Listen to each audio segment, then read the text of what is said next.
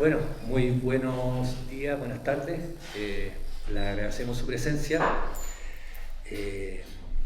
Yo hablo a nombre del Departamento de Artes Visuales y para mí, en lo particular, para nosotros estamos muy contentos, orgullosos también de poder participar en este proceso de difusión que está haciendo el colectivo TUP, Trabajos de Utilidad Pública, de su último trabajo, en este caso un proyecto editorial que se llama Hechizo.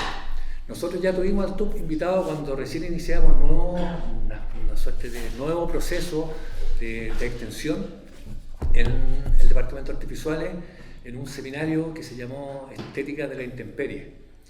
Y ahí el TUP nos acompañó. Hola Pablo. Ahí Pablo Cotet tuvo una destacada participación, parte del colectivo. Y claro, porque justamente nos interesaba empezar a vincularnos más con los espacios públicos, con la calle, con la intemperie, con cómo hay procesos artísticos que exceden los límites de la institución, esa autorreferencia institucional también muy propia en esos tiempos y de algún modo todavía de la Universidad de Chile, de la Facultad de Artes. Entonces, es tremendamente significativo también que nos haya Patricio Castro, que está ahí a la izquierda, nos haya planteado la posibilidad de hacer esta presentación, este lanzamiento y compartirlo acá. Yo conozco a Pato Castro, no voy a contar la historia larga, lo conozco del año 92 de la Universidad de Arcis. Ambos provenimos de la Universidad de Arcis. Yo en ese tiempo era profesor y Pato era estudiante, mal portado. Y claro, justamente ese era un lugar que en esa época ya la mirada estaba vuelta hacia la calle. No era un lugar que tenía sandogaña, sino que teníamos esa mirada, ese deseo de salir afuera, a la intemperie, un poco la fragilidad que se expone en los procesos artísticos cuando salen más allá de los límites institucionales. El colectivo TUP tiene una larga trayectoria. Comienza el primero, que son estas intervenciones de utilidad pública, que es un texto que hay algunos pocos ahí, que se va a haber que rifarlos porque se regalan, pero no alcanzan mucho, que es un proyecto de intervenciones donde se convocaron a algunas y algunos artistas para intervenir en el Hospital Salvador.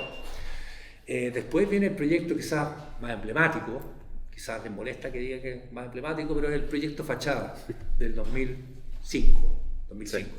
Después, dentro de esa misma línea, estudiantes que estén acá, sobre todo de tercer año, yo he mostrado esos trabajos incluso en años anteriores, siempre muestro estos trabajos del TUP que me parecen muy relevantes. Después vino el archivo Izaguirre, que también continúa un poco con esta misma lógica de este trabajo, esta suerte de, como dijo alguna vez en un texto Sergio Rojas, esta comunidad del relato. O sea, aquí no se trata de artistas que generan su propia producción estética, sino que todo lo que se va generando nace del diálogo, de la conversación, de la participación horizontal entre personas que vienen del mundo del arte, de otras disciplinas también, porque este colectivo se define por ser multidisciplinar o interdisciplinar, o todas las transdisciplinar, postdisciplinar, etcétera, todas las formas que podemos escuchar actualmente. Y se define principalmente por eso, por un trabajo que se integra en una comunidad donde el relato es común, donde quizás para algunas personas, quizás peligrosamente, se va disolviendo el territorio asignado o privilegiado de quien es artista de la obra, la autoría. Eso se empieza a disolver en una comunidad. El colectivo TUP quizás es sí, se podría decir que son la palabra es media cursi, pero pioneros dentro de ese tipo de trabajo acá en Chile. Y creo que han marcado, quieranlo o no, se hayan enterado o no, han marcado a muchas generaciones de artistas que han abordado este tipo de procesos. O sea, son un referente súper importante dentro de estos procesos integrados. No voy a ocupar la palabra arte relacional porque yo sé que hay alguien aquí que le carga, que está sentado por allá. Pero en algún momento se hablaba de arte relacional, pero yo sé que... contextual. Mejor. Hablemos de procesos integrados, hablemos de procesos más horizontales, quizás no tiene nombre, no tiene denominación, y qué bueno que no tenga denominación, porque si lo empezamos a denominar se empieza a transformar en una suerte de receta o modo de hacer. Y estamos hablando de un espacio de fragilidad de las prácticas artísticas integradas, por lo tanto, dejémoslo abierto así. Ya, no voy a extender más porque, bueno, nos acompañan en la mesa, en el extremo izquierdo ya lo presenté, Patricio Castro, que es artista visual de la Universidad Arci, generación 92, 96, por ahí. Más o menos por ahí. No, 91, 95. Por ahí está Nayaret Saúd, que también nos va a acompañar, que es psicóloga de la Universidad de Chile, psicoanalista formada en el Instituto de Psicoanálisis de Chile, doctora de París 7, doctora en psicopatología. Diego Parra, muy conocido por quienes habitan y pululan en este campus. Diego Parra es profesor de arte contemporáneo, profesor de historia del arte, crítico de arte, crítico independiente, investigador en torno a las artes visuales en Chile. Creo que no tengo nada más que agregar por ahora. Entiendo que Nayaret va a partir quiere mostrar un video y después va a hacer su intervención. Sí, más bien para que los demás sepan, la audiencia sepa de qué estamos hablando. Perfecto. Y aparece Así un que, poco en el libro. muchas gracias. Eso, vamos a partir con este video que hicimos el 2002 para ciudades ocasionales, y video que resumen parte de ese trabajo o pequeña investigación que hicimos y que llamamos Ciudad del Hechizo. Nayari quiere que lo veamos y un poco, porque es un poco largo, entonces vamos a ver unos 8 minutos del video y luego Nayari va a hacer su presentación.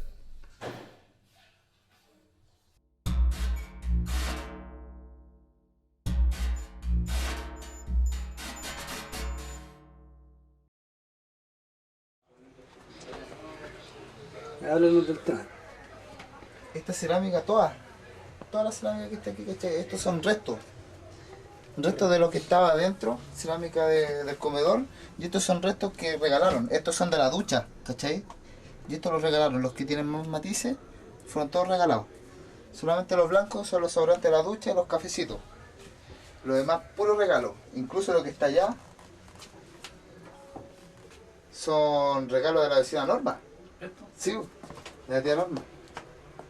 Sí, pues ya tiene la casa más pero light. Claro, no, ya lo tiene más pero light. Y eso, si nada más quería arreglarlo más y lo hice así por eso. Y ese es un medidor de agua. Sí, sí. Y está protegido ahí.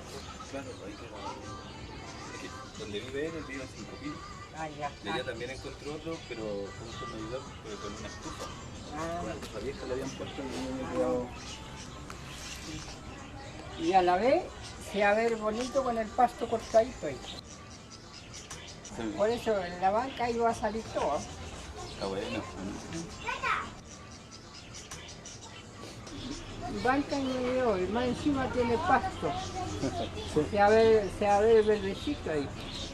¿Y hace cuántos años lo tienes más o menos? Más 4 años más. Y además esa no es madera nueva, sino que lo recogí por ahí y lo hice.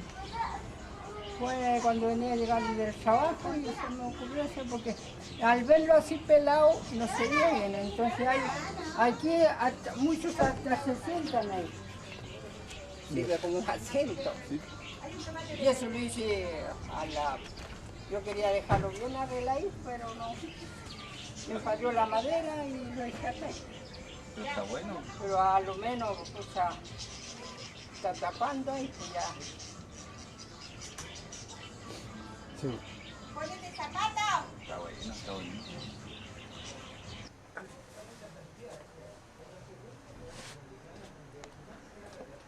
¿Y este? Está bueno. Esta es la tapa de una centrífuga, o sea, de una lavadora con carga frontal, ¿cachai? Se la regalaron a mi papá la lavadora, pero estaba mala. Lo único que hizo mi papá fue sacarle esto y botar la lavadora y esto ocuparlo como tapa basura, po, Qué bueno. ¿cachai? Ahí está la basura, pero tú, al ponerle la tapa no se filtra tanto el olor Qué bacán. y queda bacán. Y además tú puedes ver lo que hay adentro, po, Si está Sí. lleno. ¿cachai? Si está lleno o no. ¿Sabéis cuál es el límite? Está bueno. Bueno, ¿cierto? En ingenio. Sácale una foto de eso. ¿Cachai? Esa fue... Espera, deja preguntarle a mi hermano cuánto se la regalaron. Mauricio, ¿cuándo le regalaron la patineta? ¿Hace cuántos años? Está todo. ¿Hace cuánto? Hace 10 años, ¿cachai? Le regalaron esta patineta a mi hermano. Está la sopaipa. ¿Cachai? Muy buena, Es la compadre. idea. Pero esta, ¿cachai? Ya pasó a segundo plano y ahora es Porta planta. un portaplanta, compadre.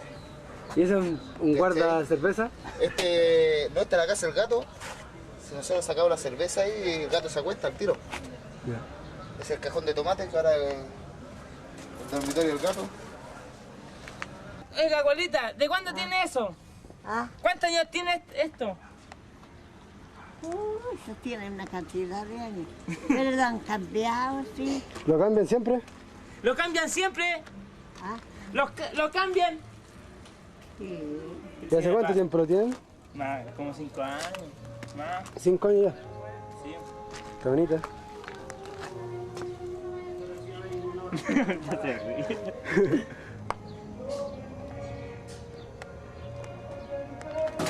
Y después te decir a la mujer no tarea. Esta centrífuga tiene 15 años, ¿cachai? Y el óxido la hizo, pero pebre abajo. Se la corcomió. Entonces, metiste lo que hizo fue pescar unos pedazos de lata, ¿cachai? Y adaptárselo acá, porque la centrífuga no está mala, está buena. Entonces, ¿para qué perder la centrífuga si se puede reparar con un pedazo de lata? ¿Cachai? Y lo adaptó ahí abajo. Nada más que eso. Qué Y bueno. sigue funcionando. Sí. Sí, ¿tú no lo crees? Mostrar una prueba de la centrífuga.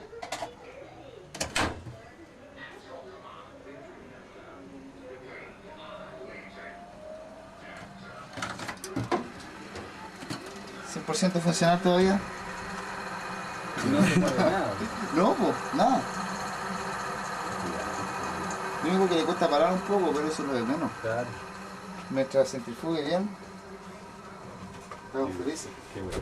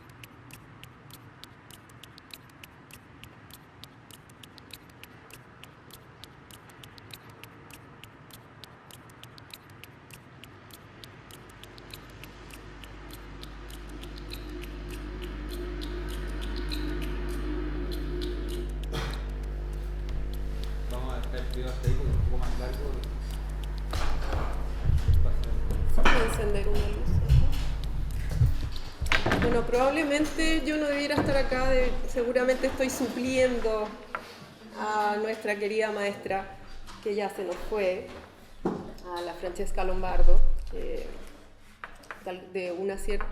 de cierta manera fue diversamente maestra de Pato, también maestra mía, una psicoanalista que durante gran parte de su vida se rodeó de arte, de escritores, de amigos, pintores, y que hizo clases en la Escuela de Teatro de Alfredo Castro, una gran conocedora del arte. Bueno, supongo que yo la estoy reemplazando a ella y por eso tengo el honor de venir hoy a compartir algo de lo que puedo presentar desde mi oficio de psicoanalista.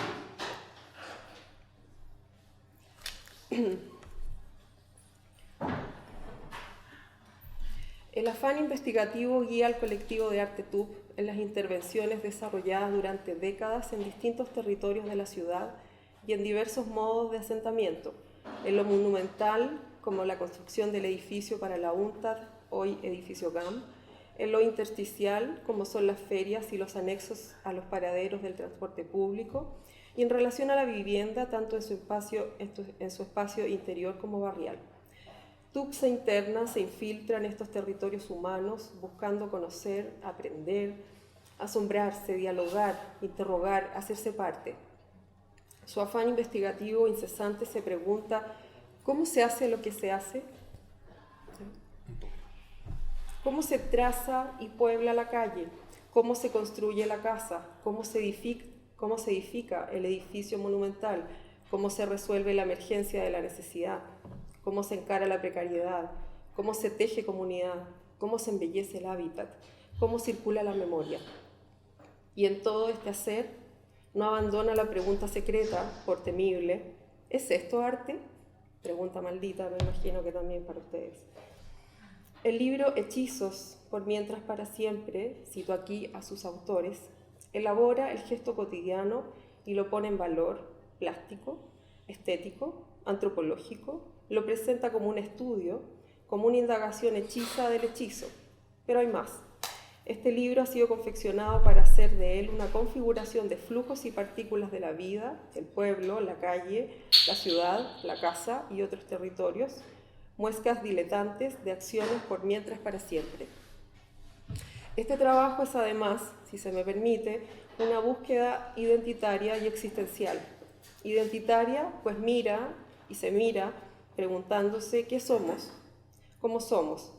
Y existencial, pues interroga al tiempo, a la urgencia de lo inmediato, de la necesidad, alude a lo permanente, a lo duradero, sabiendo que eso se encuentra en otra parte, en otras casas, en otros continentes.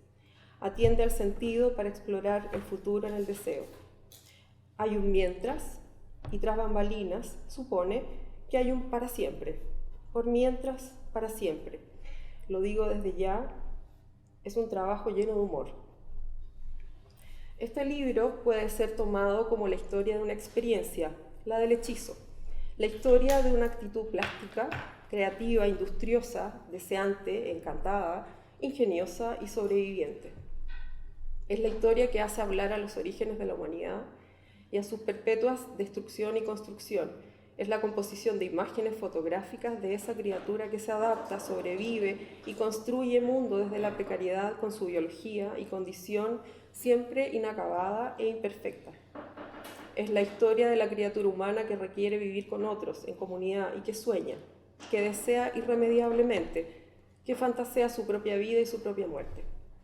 Tomando un ejemplo de la literatura universal, occidental, intercalo aquí un pasaje de la historia de un personaje del siglo XVII que todos conocemos, pues hace parte de nuestra configuración cultural: el ingenioso hidalgo Don Quijote de la Mancha. Es un breve pasaje que permite escenificar el momento de la fantasía, la voluntad, la grandiosidad, el patetismo y la necesidad de poner en obra lo que se desea para cambiar la realidad. Cervantes escribe: en efecto, rematado ya su juicio, vino a dar en el más extraño pensamiento que jamás dio loco en el mundo, y fue que le pareció convenible y necesario, así para el aumento de su honra, como para el servicio de su república, hacerse caballero andante e irse por todo el mundo con sus armas y caballo a buscar las aventuras y a ejercitarse en todo aquello que él había leído en los caballeros andantes, ejercitarse en todo aquello que él había leído que los caballeros andantes se ejercitaban, deshaciendo todo género de agravio y poniéndose en ocasiones y peligros, donde acabándolos cobrase eterno nombre y fama. Imaginábase el pobre ya coronado por el valor de su brazo, por lo menos del imperio de Trapisonda, y así con estos tan agradables pensamientos, llevado del extraño gusto que en ellos sentía, se dio prisa a poner en efecto lo que deseaba. Y lo primero que hizo fue limpiar unas armas que habían sido de sus bisabuelos, que tomadas de orín y llenas de moho, luengos siglos había que estaban puestas y olvidadas en un rincón.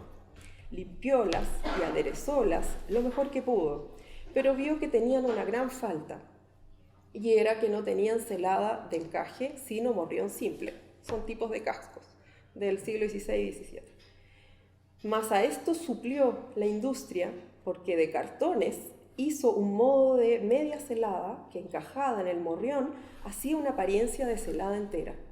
Es verdad que para probar si era fuerte y podía estar al riesgo de una cuchillada, sacó su espada y le dio 2 golpes, y con el primero, y en un punto, deshizo lo que había hecho en una semana. Y no dejó de parecerle mal la facilidad con que la había hecho pedazos, y por asegurarse de este peligro, la tornó a hacer de nuevo, poniéndole unas barras de hierro por dentro, de tal manera que él quedó satisfecho de su fortaleza. Volvamos a nuestro siglo y a nuestros hechizos locales, reuniendo las características que pudieron identificar los artistas e investigadores del colectivo de arte TUP en sus espacios de conversación acerca de qué es lo hechizo. Hacer o construir con lo que se tiene. Yo todo esto lo saqué del libro de TUP. Hacer o construir con lo que se tiene. Lo hechizo nunca logra constituirse como una alternativa que se opone al modelo o que se muestra como una alteración o que disputa en algo el modelo. Lo hechizo desafía la norma para dar solución a una necesidad. Jaque mate al rey de la planificación urbano-habitacional. La emergencia, lo que emerge, lo que aparece, lo inédito, lo que no tenías planificado, lo que no sabías que te podía pasar, sorpresas te da la vida y tienes que ponerte en acción. La emergencia no te permite contemplar. El hechizo consta de un rasgo definitorio, su anexactitud. He aquí un concepto de hechizo. Ni exacto ni inexacto, aquello que se aproxima por tanteo, probando y descartando, solucionando el problema con lo que se tiene, actitud plástica frente al problema. Es lo que excede a lo meramente utilitario y en ese excedente, en ese exceso, está lo mágico, el hechizo, lo plástico. Más que un idioma y un lenguaje, el hechizo tiene una ética. Es un, mira tú, no es que yo lo quisiera, pero como que salió o me salió, una ética de la sorpresa, momento en que salta la chispa, la chispeza, otro concepto de hechizo. Es el ingenio, lo ingenioso. Truco o magia o ilusión, el hechizo es eso que tú llamas truquear, ni mentira, ni falsedad, ni engaño, truqueo. El juego que tiene todo hechizo, una ética del juego, tomarse en serio el juego, que tiene humor, una diversión, cierta alegría al mirar lo realizado. Como cuando entendiste el chiste, pero no el chiste, sino que entiendes el humor del asunto, el humor, un placer, un deseo, y tiene que ver con el trabajo de TUP. Yo creo que es asumir o como tomarse en serio esa cuestión de que en el camino arreglamos la carga. De pronto se ve poco profesional, pero finalmente es como una manera de enfrentar el trabajo. De estos 9 elementos hallados en el libro Hechizos, quisiera que retuvieran los siguientes términos: ingenio, juego, con lo que se tiene, sorpresa, ética, norma, alegría, humor, placer, deseo, no se opone al modelo, truqueo, emergencia, excedente, anexactitud, jaque mate, inédito. ¿Cómo hacemos lo que hacemos? Pregunta capital para la modernidad, en tanto dispara la producción tecnológica en las ciencias, en la filosofía y en las artes. Se cuestiona el lente por el cual se mira, el marco que delimita, se integra al autor, como es el caso paradigmático de Velázquez, incluyéndose a sí mismo en la pintura de las Meninas, y antes de la pregunta del por qué, el cómo, viene a instalar la idea etnográfica de que lo que se hace está atado a circunstancias culturales, epocales, sociales, individuales. Esa es también la mentalidad en la que nace el psicoanálisis a fines del siglo XIX, cuyo fundador, Sigmund Freud, se pregunta cómo soñamos y cómo pensamos. Su primera gran obra, La interpretación de los sueños, 1900, recopila material de sueños propios y de otros, revisa las teorías existentes hasta entonces, define una teoría al respecto, inventa un modelo para analizar los sueños y con eso muestra cómo lo inconsciente gobierna la vida anímica de los seres humanos. No fue comprendido, no tuvo el éxito el libro, sino mucho después. Su contenido y contribuciones eran demasiado sorpresivas, inabarcables desde los marcos filosóficos reinantes en la época. Desconcierto en el medio, dice Freud, que causó su magna obra de 700 páginas. ¿Cómo es eso de que el pensamiento inconsciente reina en la vida psíquica, define enfermedad y también normalidad y está en la base de los olvidos, del chiste, del sueño, de los procesos artísticos y de la construcción de civilización? No, dirá quien se opone a dar crédito a la fuerza del inconsciente. No puede ser, solo la capacidad de conciencia y la razón constituyen completamente el humano. Pero Freud no se resignó, sino que continuó ampliando sus investigaciones sobre cómo hacemos lo humano. En ese camino, 5 años después de publicado su libro sobre el sueño, aparece uno dedicado al estudio del chiste y su relación con lo inconsciente, 1905. Aquí también hay una investigación acuciosa del chiste, de lo gracioso, lo ingenioso y lo cómico, un material abundante que va categorizando diversamente para su mejor comprensión, y así también un planteamiento teórico que reunía los hallazgos realizados en la interpretación de los sueños. De estos, comencemos por destacar la descripción de los mecanismos que comparten el sueño y el chiste, como son el trabajo del sueño y el trabajo del chiste, correspondientemente. En ambos se valoriza el concepto de trabajo como resultado de la suma de los procesos de transmutación que transportan pensamientos oníricos latentes, es decir, que están ahí sin que uno lo sepa, hasta conseguir el sueño manifiesto, esto es lo que llega a nosotros después de despertar. Freud lo describe resumidamente así: una ensambladura de pensamientos, las más de las veces muy complicada, que se edificó en el curso del día y fue llevada a su tramitación, que es el resto diurno, retiene aún durante la noche el monto de energía, el interés que el sujeto tiene en todo eso, que reclamaba y amenaza perturbar el dormir. El trabajo del sueño muda ese resto diurno en sueño, volviéndolo inocuo para el dormir. Para ofrecer asidero a aquel trabajo, el resto diurno tiene que ser susceptible de una formación de deseo. El deseo, procedente de los pensamientos oníricos, forma el estadio previo y luego el núcleo del sueño. Bueno, yo quería decir cómo se hace lo que se hace, es decir, cómo Freud también explica cómo se hace el sueño, cómo se hace el chiste, pero probablemente se va a alargar mucho, entonces voy a llegar a 2 mecanismos fundamentales que define Freud en las formaciones del inconsciente, sobre cómo es este trabajo del sueño, ese trabajo del chiste, el trabajo del inconsciente, que se llaman desplazamiento y condensación, y que voy a dar algunos ejemplos de ellos. La condensación alude a la desproporción entre el contenido manifiesto del sueño y la cantidad exuberante de pensamientos latentes que son la base para el sueño. El sueño puede ser escueto, pobre, lacónico, si se lo compara con la extensión y la riqueza de los pensamientos oníricos, pensamientos no registrados en la memoria consciente, que desestimamos, que dejamos de lado y que hacen el entramado del sueño. Solo podemos acceder a este tejido o entramado de pensamientos cuando, al hacer el análisis del sueño, nos libramos a la asociación libre, donde un pensamiento lleva a otro, sorpresivamente, sin dar razón de ello previamente. En los chistes abundan las abreviaciones y las condensaciones. Un ejemplo de ello son los apodos. Si yo les digo bracitos cortos, ustedes y cualquier chileno evocarán inmediatamente al mismo personaje en el que estoy pensando. Bracitos cortos no solo refiere a la apariencia de ese señor, sino que también alude al robo que se le atribuye, mano larga, mezclándose en ese caso con otro mecanismo inconsciente que es la figuración en lo contrario, muy característico de los sueños también. En vez de una larga explicación acerca de la apariencia, de la odiosidad y rechazo que produce la figura de este hombre, El robo hecho hace décadas atrás, que le permitió amasar su fortuna, se condensa en bracitos cortos, composición hechiza. En el desplazamiento, por su parte, o descentramiento, el sueño, por así decir, está diversamente centrado. Lo que el contenido manifiesto del sueño, lo recordado al despertar, impone como esencial por lo evidente, tiene menor relevancia y peso en los pensamientos oníricos y latentes, aquellos que vienen desde los deseos, que son el entramado del sueño. Un ejemplo humorístico sería: dos hombres se encuentran cerca de los baños públicos. ¿Has tomado un baño?, pregunta uno de ellos, y el otro le responde, preguntándole a su vez, ¿cómo es eso? ¿Falta alguno? El acento del chiste está en desplazarse de baño a tomar, otra forma hechiza. Parece que no les gustó. A través de estos mecanismos el sueño logra desfigurar el contenido que quiere encubrir, censurar, dejar relegado y así dejar dormir tranquilamente al soñante como si no estuviéramos con el cerebro encendido durante toda la noche. De lo contrario, tendríamos insomnio. El humor, por su parte, ocurre en la reunión social, en el trabajo conjunto, en la calle, en el bar, en la ciudad. Este trae memoria colectiva, memoria compartida que permite las asociaciones de imágenes y palabras en el juego del pensar inconsciente. El humor, al igual que el sueño, ayuda a la paz, a morigerar conflictos.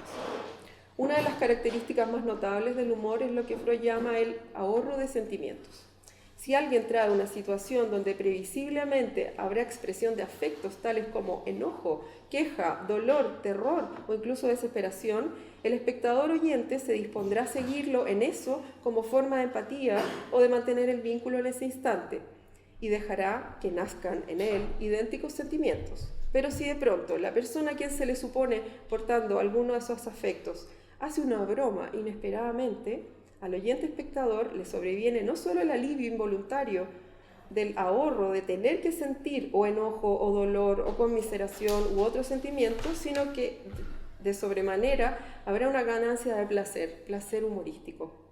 Freud dice, el pequeño humor que acaso nosotros mismos criamos en nuestra vida, por regla general, lo producimos a expensas del enojo, en lugar de enojarnos.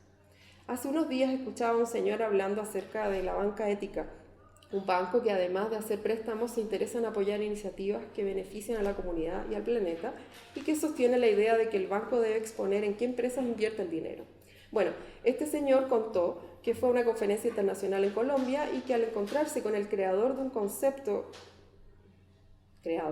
inventado en Harvard, el capitalismo consciente, se acerca y le dice, hombre, me alegro que por fin no hagan solo barbaridades y hagan algo interesante. En vez de evitar al otro y odiar lo que él representa, en vez de ahondar en el conflicto, el humor acerca, distiende, permite la conversación. El sábado fuimos con mi pareja a ver a un comediante con discapacidad física. Camina y habla con cierta dificultad, lleva los brazos y los puños recogidos. Su presentación comenzó así. Hola, soy Lucho Miranda, soy comediante, soy de Vicuña, sufrí 8 minutos de asfixia al nacer y por eso soy así. Republicano. Lucho Miranda, en vez de mostrarse a otros evocando sentimientos de lástima y conmiseración, en vez de presentarse como víctima del destino, hace humor, obteniendo ganancias de todo orden, placer, cariño de los demás, polola y ganarse la vida. Es lo que los autores describen como una mezcla de grandioso y patético. El humor como algo enaltecedor y emancipador, cuyo propósito sería no tomar tan en serio lo peligroso, desdichado y catastrófico que el mundo puede ser. Mientras el sueño ocurre en la intimidad del soñante, el chiste se instala en el vínculo social con otros, surge en el encuentro con otro, aun si ese otro es una parte de sí mismo, como es el caso del llamado humor negro. Freud da el ejemplo siguiente. El condenado a muerte, en el momento en que lo llevan para ejecutarlo un lunes, exclama, vaya, empieza bien la semana. Cuando Freud estudia el chiste, se refiere a lo gracioso, a lo ingenioso. Lo cómico como tal es solo una mínima parte de lo que causa gracia. Y es por esto, nos explican los traductores, que utiliza la palabra Witz, expresión alemana que significa chiste, pero también gracia, gracioso, ingenio, también como la facultad de hacer gracia o decir agudezas chistosas. Es el juego de palabras, de imágenes y de articulaciones de partes de palabras que son armados de tal manera que sorprenden. La comicidad, plantea Freud, resulta de la solución de desconcierto, la sorpresa.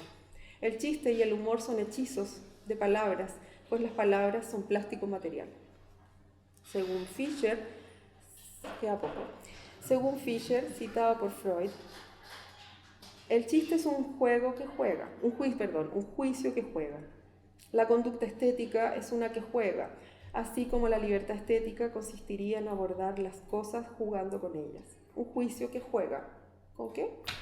Con lo que tiene, con lo que se le presenta y que asocia con lo que ya trae en la memoria.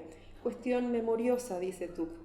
Un juicio que juega y burla la censura, la norma, el enojo y los modelos de lo que debe ser. Un juicio que juega a hacer magia, a truquear la realidad.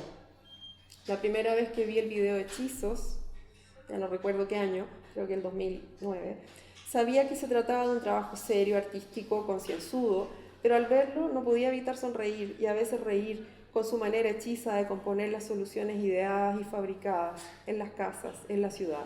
Era el placer por el trabajo compuesto, el asombro de la recopilación, pero también el humor contenido en esas realizaciones.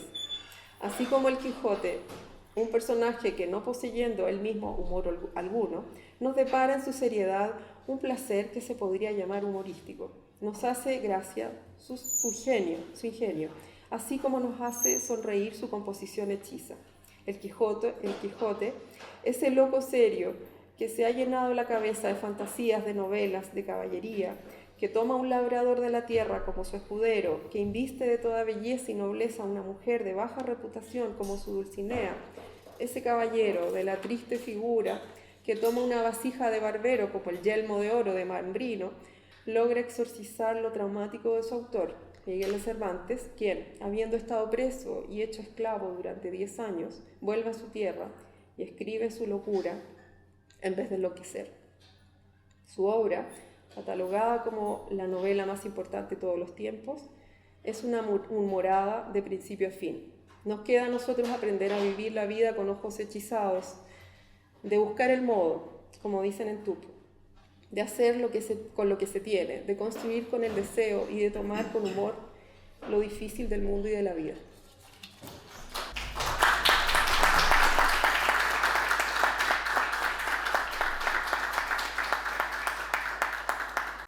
Primero que todo, gracias por la invitación, que en realidad no es invitación porque me invité yo solo. Pero doy las gracias igual.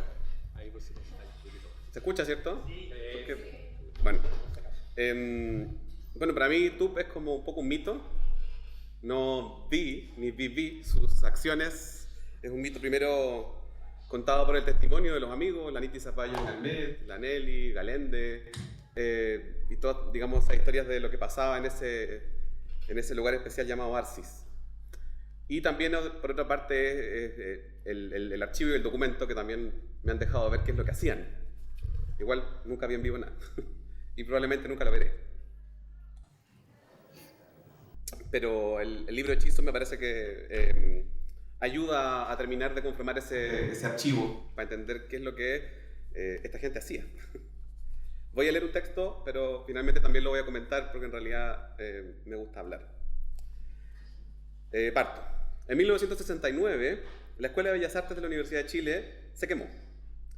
La catástrofe fue doble, primero por el incendio en sí mismo, se quemó el edificio, pero porque este no iba a ser recuperable en un horizonte temporal próximo, por lo que sus estudiantes no podían volver a habitar el palacio que no tenía ni 100 años desde su inauguración.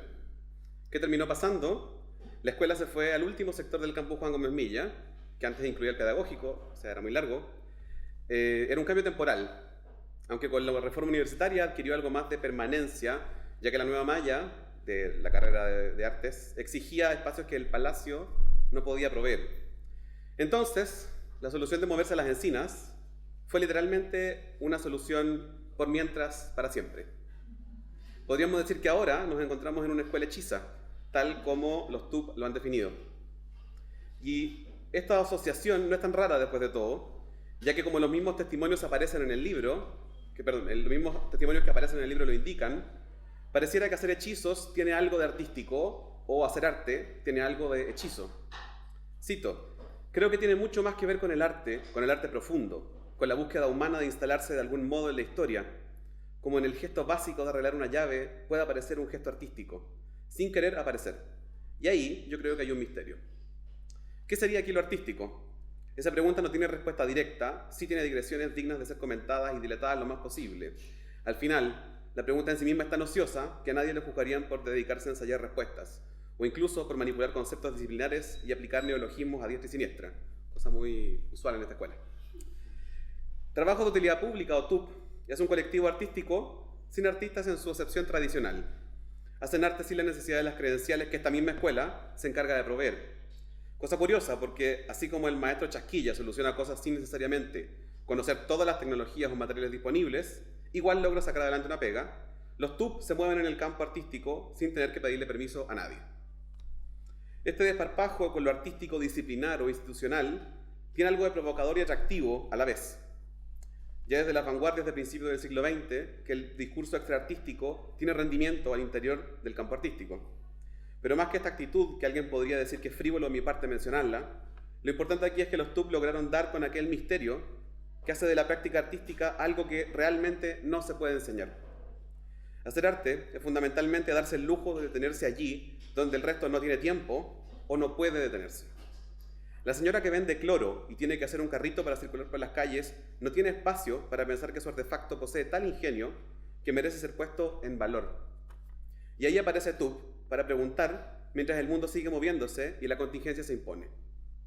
Quizá los artistas que producen objetos se sienten entre distanciados y extrañados con este tipo de prácticas artísticas de corte inmaterial y comunitario, ya sea por el desapego al circuito, a los objetos contenidos o a la atención demasiado expansiva. Los TUP siguen siendo raros.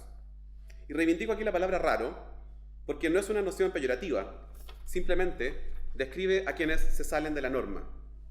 En rigor, casi todos los artistas que se forman aquí y en cualquier escuela de arte son raros, pero hasta entre los raros hay algunos que son más raros.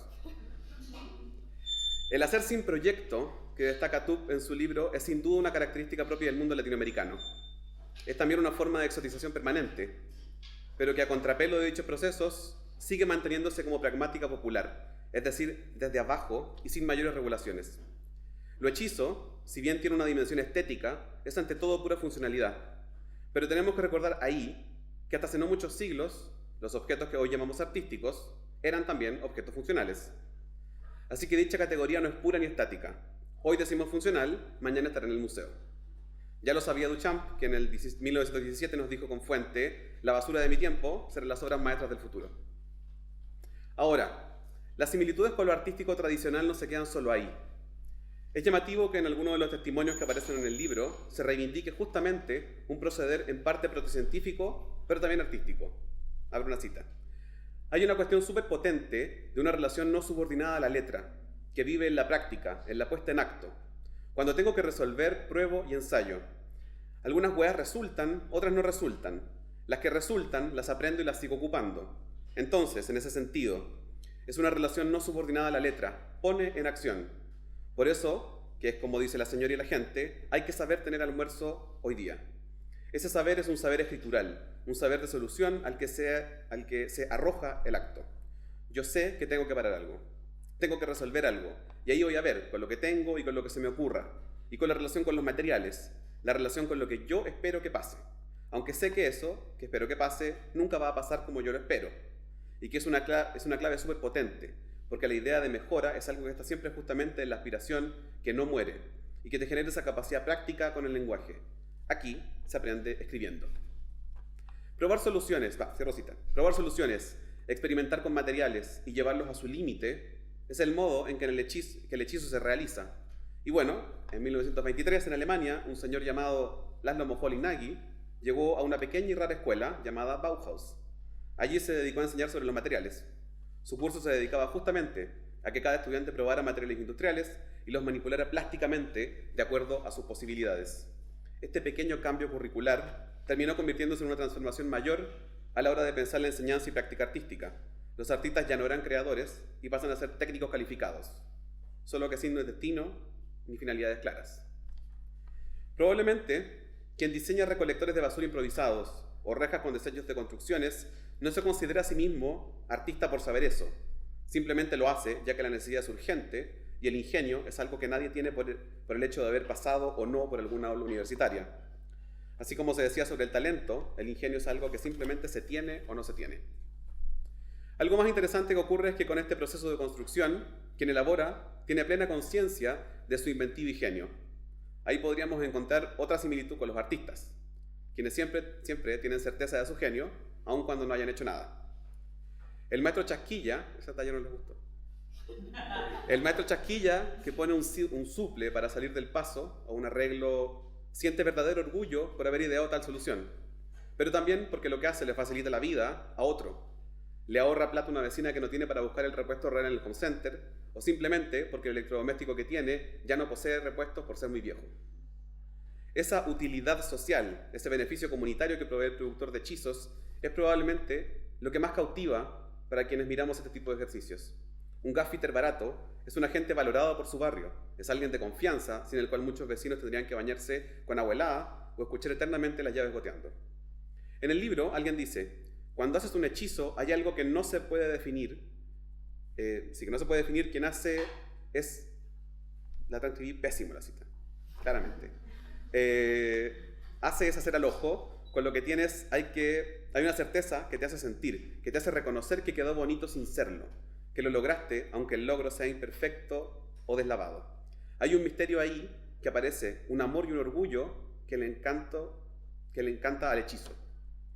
El orgullo por lo realizado es honesto y verdadero. Quien soluciona problemas hace mucho más que simplemente hacer arte, porque como sabemos nunca ha solucionado nada ni han pedido ninguna guerra. Pero lo que sí puede hacer el arte, y el hechizo también, es hacer menos charcha el cotidiano, que se supone siempre un problema, un escollo que habría que superar. Ahora, más allá de este orgullo, hay dos cuestiones que me parecen también relevantes y que son que no podemos ignorar, cosas que probablemente también tú ya se lo han dicho muchas veces. La primera es el peligro de la exotización permanente. Digamos, que alguien tenga que solucionar los problemas con lo que tiene, no es necesariamente algo bueno. Habla en muchas ocasiones de, por ejemplo, un estado ausente.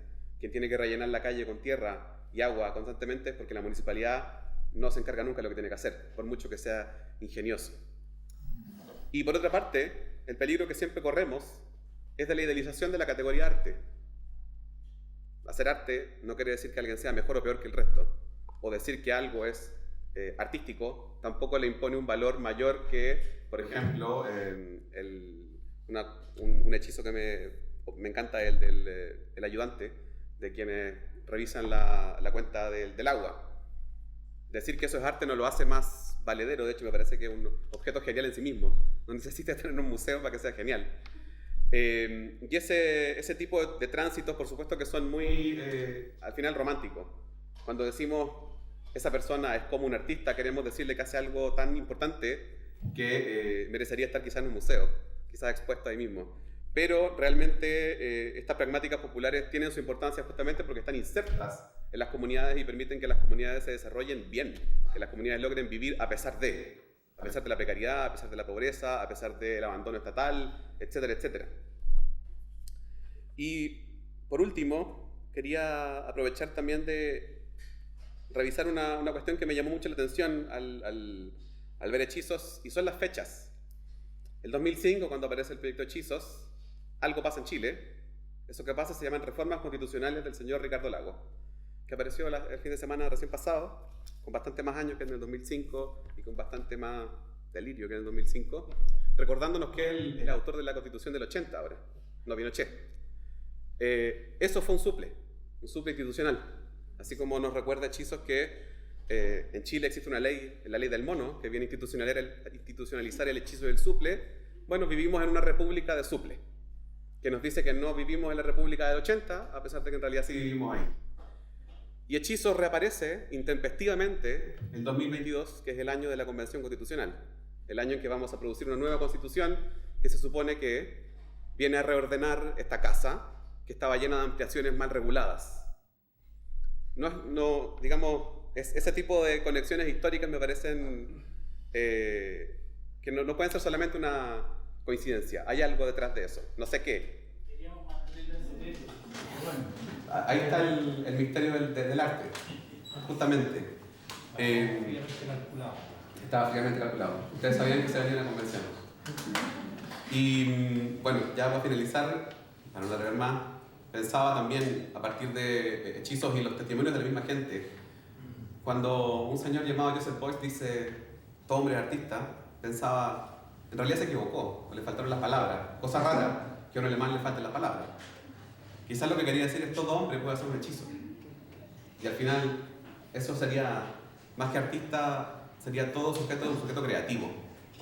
Y es importante reivindicar esa capacidad creativa que todos tenemos, que en realidad no redunda necesariamente en la institución arte. La institución arte es un estanco que es tan o más aislado que el de los ingenieros o que el de los economistas, etc. La creatividad es una facultad humana, y punto. Y todos estamos ahí.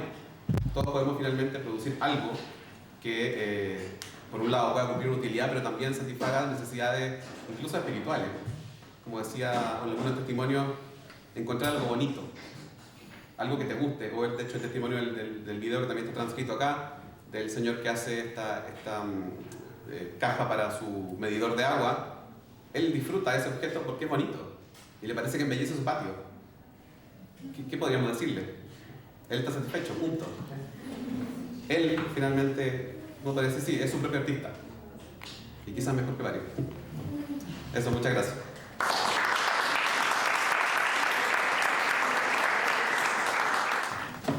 Hola a todos, gracias por estar aquí y gracias por por habernos recibido, digamos, en este espacio. A Diego, digamos, por las palabras, estoy pensando en ellas y luego vamos a estar pensando en ellas un largo rato, digamos. Yo creo que de eso se trata un poco lo que hacemos, de agregarle más pelo a la sopa. Eso hemos estado haciendo permanentemente. La Nayare, no por suplir a Francesca. La suple. No la suple.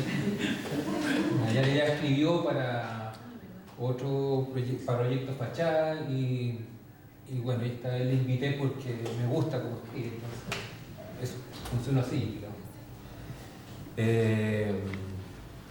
Yo escribí algo que a esta altura me suena un poco triste, digamos, porque me sentí, y yo creo que, digamos, represento en este momento al resto de los compañeros, digamos, extremadamente halagados, digamos, con todas las palabras.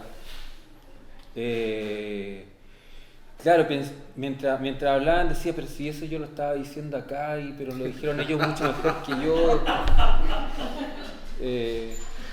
Te plagiamos. Claro, pensé que hoy iba a ser mi día y me doy cuenta, digamos, que voy a decepcionar. Entonces, creo que lo mejor que puedo hacer es leerlo y terminar con el saboteo, digamos. Si no,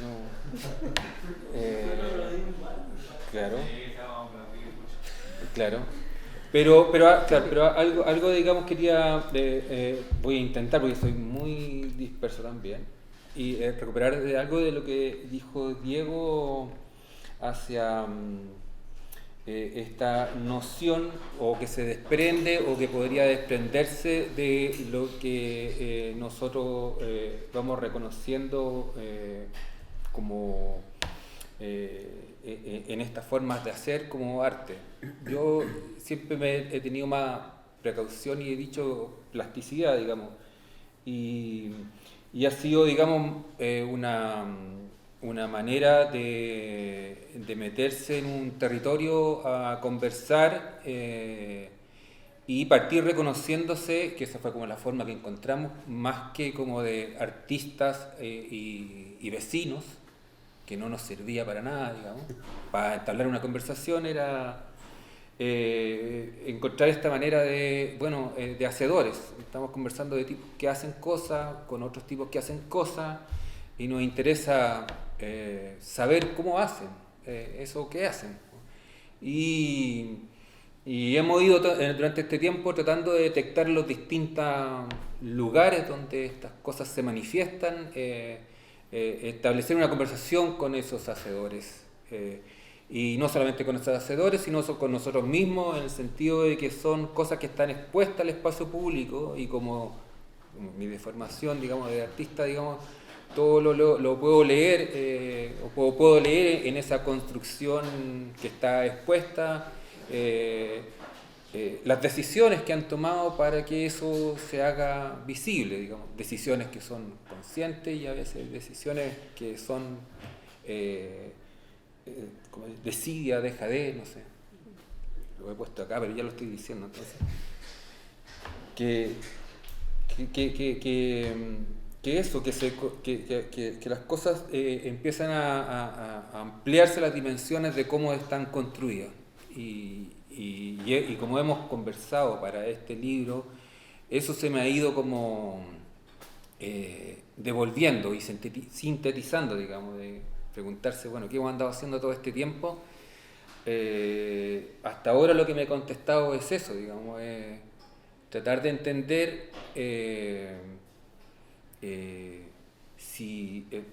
eso, cómo se construye el lenguaje visual en un territorio como este.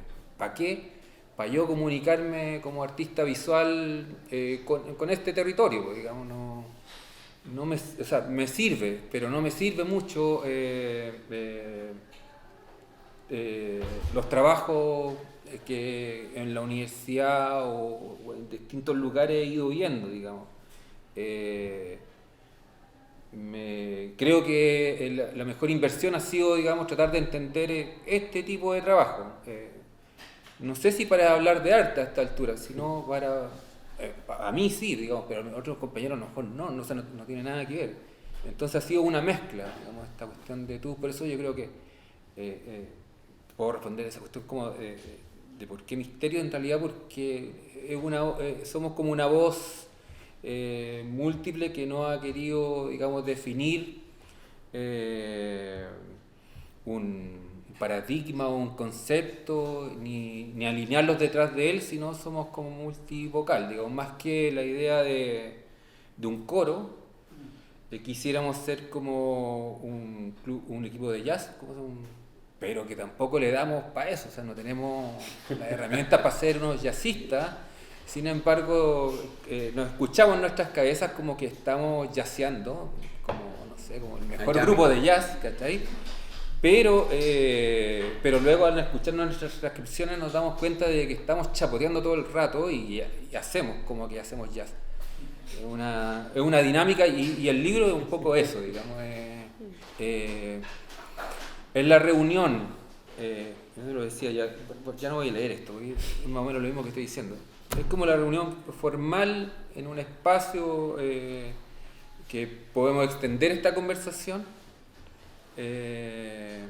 donde hemos reunido años de entrevistas, años de conversaciones y reactualización de conversaciones, recopilación de fotografías que no son más que otra que distintos tipos mirando en el territorio y capturando cuestiones que por alguna razón a uno lo detiene. Y no siempre son objetos, digamos, que pertenecen a un programa. Pensaba eso hoy día, digamos, qué es lo que más me captura a mí, o tampoco podría decir qué es lo que más me ha capturado en el tiempo de trabajo en TUC, sino puedo decir qué es lo que más anda capturando, yo creo que más ahora, y extender, digamos, eso como que sí, toda la vida yo he andado capturando esto. Y son esas cosas que quedan, desidia, digamos, y que quedan ahí porque no lo sé, digamos, quedan, pero sin embargo están presentes y forman parte de la obra, y algo dicen en la obra, en el espacio público. Pensaba una anécdota que me cuento siempre, par de maestros que mandan de la municipalidad a pintar los paraderos porque están rayados, y los mandan. Ahora hay empresas, digamos, para eso, pero antes los mandaban del municipio con látex, que es lo que había, para pintar fierro, ¿no? Yo que también le hago el maestreo, digamos, no, el látex y el fierro no, ¿cachai? Entonces yo creo que parte de ahí, en ese envío, digamos, un mensaje, no sé, oculto, que lo captura el que lo va a hacer, y encuentra uno de los paraderos, o sea, en esa anécdota, digamos, el chorreo de pintura, digamos, pintar lo más rápido posible y se llenaba de pintura abajo sin ningún cuidado. Dripping. Claro, y se cumple el trabajo, pero lo que queda, digamos, que yo no lo leía como molestia, digamos, yo decía, bueno, aquí hay como un malestar de este maestro que he enviado a hacer algo, quizás tiene que ver con la paga, tiene que ver con que es una pega de mierda, tiene que ver con que no son los materiales, con que de alguna manera todo ese mensaje es como de menosprecio con lo que voy a hacer, por lo tanto, ¿cuánto invierto en esta cuestión? De alguna manera todas esas weas me dan vuelta en la cabeza cuando aparece esta imagen, que tú no veías a los maestros pintar, tú no veías toda esta operación, pero ya en el dripping en el suelo, en cachar de que la pintura es látex, en que el fierro, de que la wea es dura, aparece todo esto, digamos. Entonces, volviendo, digamos, a las demás imágenes que pueden estar en el libro, cargan un poco con eso, pienso, siempre lo hemos conversado, digamos, como las distintas capas que uno puede ir abriendo a partir y no quedarse como en eso que el folclore anecdotiza rápidamente con respecto a las formas de hacer, esto de la chispeza que aparece y nosotros nos hacemos cargo, digamos, pero no es todo chispeza, no es solamente chispeza, digamos, debajo hay como más capas y que quizá darse el tiempo, que mirarlo también, mirarlo es como esto, digamos, no es solamente este momento de tensión con respecto a la obra, se llama obra esto, sino las conversaciones que uno va teniendo con distintos hacedores, van dando como claves del tiempo que le dedican, de la desidia o la pasión, del cruce, que esta cuestión nunca ha hecho, o sea, nada de esto está hecho, digamos, por información que te llega de reojo. Esa weá también para mí cuando alguien tiene que solucionar un problema en su casa, no tiene plata todo el mundo para llamar a un maestro que te lo solucione, ¿no? Y uno se transforma en su propio maestro. Y qué información tiene con resolver el problema más que la que carga, y la que carga son puras weas que ha visto así al pasar, ¿cachai? Y bueno, y la habrá hecho así y te das cuenta de que sí te está resultando, pero 2 días después caga y quedó feo. Y claro, y quedó feo, pero bueno, la siguiente a lo mejor vaya a buscarle por otro lado y te das cuenta que se empieza a abrir un mundo a partir de ese puro ejercicio. Los materiales empiezan a servir para 1000 huevas más de lo que están prediseñados a hacer. No sé, y en ese sentido para mí se me conecta mucho más con el mundo de la plástica, ¿cachai? Con la la misma experimentación con los materiales, la misma definición, no sé, de imaginario. Me parece, digamos, que hay una conversación ahí que es completamente cruzable, o sea, que podemos hablar de maestro a maestro de los mismos problemas que tiene el artista. No lo veo yo de otra manera. Todo lo demás, digamos, para mí es como estrategia, que también lo que llamamos como inflar el pavito, marketing, que es lo mismo, o sea, el merchandising que tenemos ahí tiene como 15 años y no sé por qué no lo hemos sacado, y dije yo lo voy a sacar ahora para que se lo lleven, porque ya hay que deshacerse de esto que también no está en mi casa, entonces tengo que deshacerme de esto, pero ¿por qué no lo promovimos más? ¿Por qué? ¿Me entendís? Todas esas cosas de... Igual fueron pocos. Fuimos poco porque no voy a cargar más, pero la próxima vez voy a cargar un poco más. Claro, entonces por eso, resumiendo, digamos, me siento como en representación de compañeros también, yo sorprendido y halagado, digamos, de eso, de reconocer, digamos, de que algo, no lo voy a decir en estos términos porque eso me parece muy pomposo, como que que hemos participado de una conversación entre ellas, digamos, las artes visuales, que por eso yo hago como mi molino, pero que donde hemos inflado el pavito como muy poco, y sin embargo ha resultado. Eso te conté, porque yo siempre insistí, digamos, que teníamos que inflar el pavito más. ¿Cachai? Inflar el pavito para mí es como vender la pescada más allá de lo que uno cree que es lo que tiene, digamos.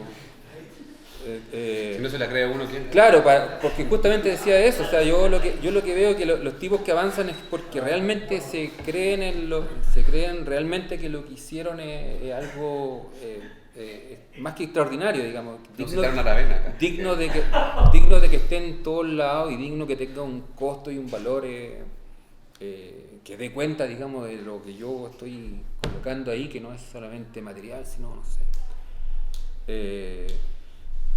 No. Sin embargo, claro, no pude yo inflar más el pavito, algo me pasó ahí que se revienta. Que me decidí dedicarme a atender un negocio y despreocuparme con el problema del dinero, pero no nos permitimos, por eso yo creo que esta libertad, digamos, que antes tuvimos más tiempo, que ahora tenemos menos tiempo para movernos, digamos, con esta soltura, digo yo, entre comillas. El libro uno podría encontrar las chispas de este proceso, o las chispas o el olor de lo que hemos tratado de hacer en esta zona de trabajo, que también era olor las cosas que habíamos dado, que es como que partimos llamándonos Colectivo TUC, por este merchandising, porque era más fácil nombrarse colectivo y postular a un proyecto que decir somos una zona etérea de trabajo, que era muy difícil de explicar, pero sin embargo nos ha ido acomodando más esa otra idea, digamos, de deshacernos de esa cuestión que carga la palabra colectivo antes de, que es como ser un militante de algo, y transformarse más como una cuestión más concentrada en ese espacio de trabajo, donde no llegamos a acuerdos democráticos para definir el concepto que queremos trabajar esta vez y las estrategias que tenemos, sino que todos champurriamos con lo que cargamos y vamos viendo que va saliendo en el camino, y parece que eso hace más sentido en una ciudad como esta. O sea, porque pienso yo, el 80%, más que el 80%, yo siempre he dicho el 80%, pero yo creo que es más del 80%, de la ciudad sabe de esto, ¿no? Todo lo demás es poder por tratar de tapar esto y colocar sus temas sobre la mesa. Pero de lo que la ciudad sabe, o de lo que más sabemos, es esto, de cómo hacemos esta hueá.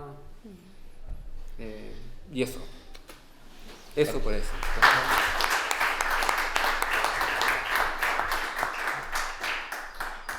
Sobre esta como latencia que dice Pato, me parece interesante. Bueno, yo también lo vinculé con estas fechas mágicas, 2005-2022, que tienen que ver también con un poco una internalización de esta lógica hechiza en la dinámica del propio colectivo. La palabra elegante para decir hechizo es bricoler o bricolaje. Esa es la palabra que ocupan los antropólogos. Y justamente la cualidad del bricolaje es que puede guardarse, puede estar guardado en el catálogo de objetos en desuso, más conocido como cachureo, y no pasa nada.